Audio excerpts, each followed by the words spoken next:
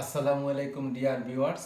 আজ আমি আপনাদের সিম্পল কমপ্লেক্স কম্পাউন্ডের চতুর্থ স্ট্রাকচারটি দেখিয়ে দেব।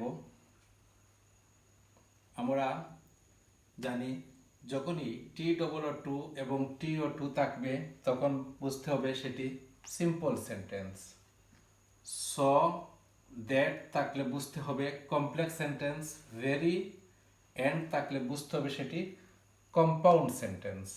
এখন T2 এবং এই TO2 যুক্ত সিম্পল সেন্টেন্সকে যদি কমপ্লেক্সে রূপান্তরিত করতে হয় তখন T2 তুলে সেই স্থলে আমরা বসাবো স এবং TO2 তুলে বসাবো দ্যাট। তারপর একটি সাবজেক্ট দিতে হবে। সাবজেক্টের পরে ক্যান নট অথবা কুড নট দিতে হবে। এই ক্যান নট বা কুড নট কখন হবে? যদি অক্সিলারি ভার্ব প্রেজেন্ট ফর্ম থাকে তখন হবে ক্যান নট।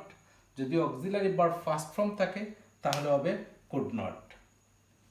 এখন স এবং দ্যাট সাবজেক্ট ক্যান নট অথবা কুড নট যদি থাকে, সেই বাক্যটিকে যদি সিম্পল করার কথা বলে তখন স্টেট সটা রিমুভ হয়ে যাবে, সেই স্থলে বসবে T2 এবং দ্যাট সাবজেক্ট ক্যান নট বা কুড নট সম্পূর্ণরূপে তুলে দিতে হবে এবং শুধু টু বসবে।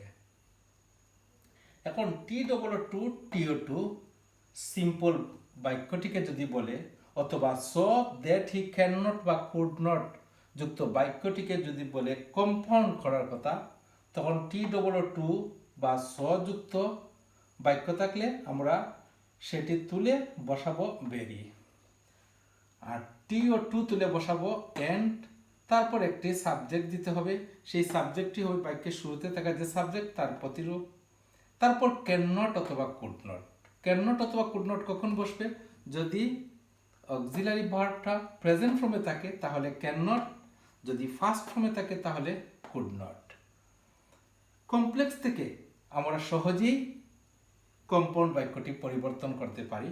জাস্ট দ্যাটটা তুলব এবং এন্ড বসবে, সাবজেক্ট ঠিকই থাকবে, যা আছে সব কিছুই ঠিক থাকবে।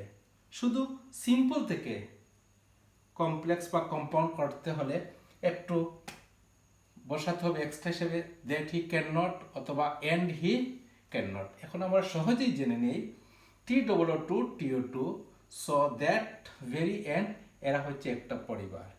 এখন যদি বলা হয় ভেরি এবং এন্ড যুক্ত কোনো বাক্য থাকে, সেটিকে যদি সিম্পল করতে হয় তাহলে স্টেট ভেরিটা তুলে T2 বসবে, এন্ড হি ক্যান নট তুলে টু বসবে। He is too poor to buy a car.